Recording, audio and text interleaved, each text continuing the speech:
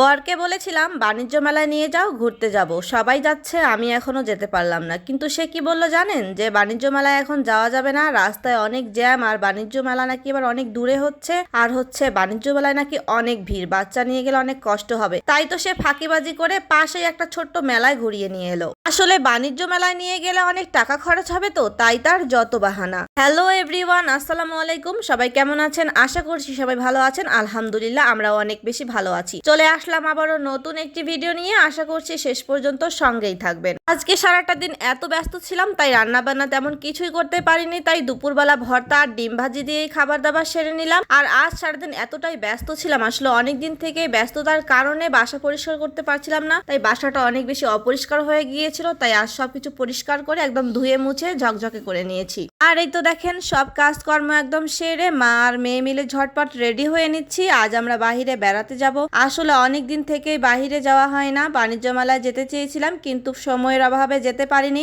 আর আরিশার বাবা বলছিল যে বাণিজ্য মেলায় নাকি অনেক ভিড়, তাই আর যাওয়া হয়নি। আর এই তো দেখেন, আমরা রেডি হচ্ছি, পাশেই একটা ছোট্ট মেলা হচ্ছে, সেখানেই ঘুরতে যাব। আর এই যে দেখেন, আমরা এখন বাসা থেকে বেরিয়ে পড়েছি বাহিরের উদ্দেশ্যে। আর শরীরটা এত বেশি ক্লান্ত লাগছিল, সারাদিন এত কাজ করেছি, সব ক্লান্তি ঝেড়ে ফেলে তারপরেও বাহিরে যাচ্ছি। কারণ অনেকদিন থেকেই বাহিরে যাই না, তাই মনটা খুবই ছটফট করছিল বাহিরে যাওয়ার জন্য। বাসার ভিতরে একদমই ভালো লাগছিল না। আর এই তো দেখেন, আপনাদের সঙ্গে গল্প করতে করতে কিন্তু আমরা মেলায় চলে এসেছি। আর মেলাটা কিন্তু আমাদের বাসা থেকে খুবই কাছে অবস্থিত, তাই আমরা এসেছি। আসলে বাচ্চা নিয়ে অনেক দূরে যেতে আর এখনো একদমই ভালো লাগে না। আর এই যে দেখেন, মেলায় ঢোকার সময় দেখছি রাস্তার সাইড দিয়ে কি সুন্দর বাতাসা বিক্রি করছে। অনেক দিন পর এরকম দৃশ্য দেখলাম, আর এগুলো দেখে না ছোটবেলার কথা খুবই মনে পড়ছিল। ছোটবেলায় গ্রামে থাকতে আমার বাবার সঙ্গে প্রতি বছর আমি মেলা দেখতে যেতাম। আর মেলা গেলেই আমি কি কিনতাম জানেন? প্রতিবার একটা করে পুতুল কিনে নিয়ে আসতাম, আর সারাটা দিন সেই পুতুলটাকে শাড়ি পরাতাম। আহা, কতই না সুন্দর ছিল সেই সময়গুলো।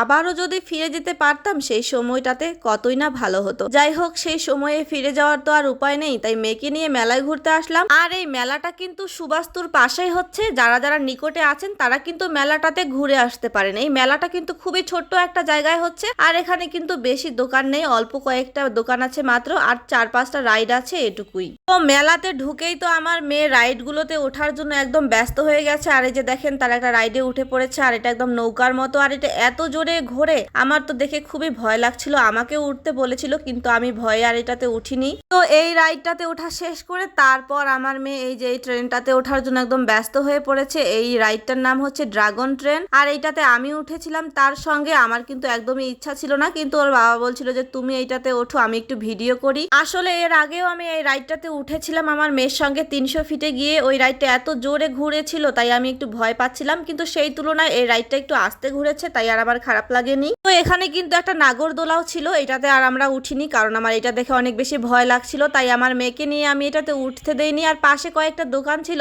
সেই দোকানগুলো একটু ঘুরে দেখছিলাম। মেলাটা কিন্তু খুবই অল্প জায়গায় অবস্থিত। তো মেলাতে ঘোরাঘুরি শেষ করে তারপর আমরা সেখান থেকে বেরিয়ে পড়েছি। আর আমি কিন্তু মেলাতে কিছুই কিনিনি, কারণ সেখানকার জিনিস তেমন একটা আমার পছন্দ হচ্ছিল না। তো মেলা থেকে বেরিয়ে রাস্তার সাইডে একটা দোকানে কিছু জিনিস দেখছিলাম, তো সেখান থেকে আমি 2টা জিনিস কিনেছি, আমার ভালো লেগেছিল। তো আজকের ভিডিওটি এ পর্যন্তই। দেখা হবে পরবর্তীতে অন্য কোনো নতুন ভিডিওতে। আল্লাহ হাফেজ।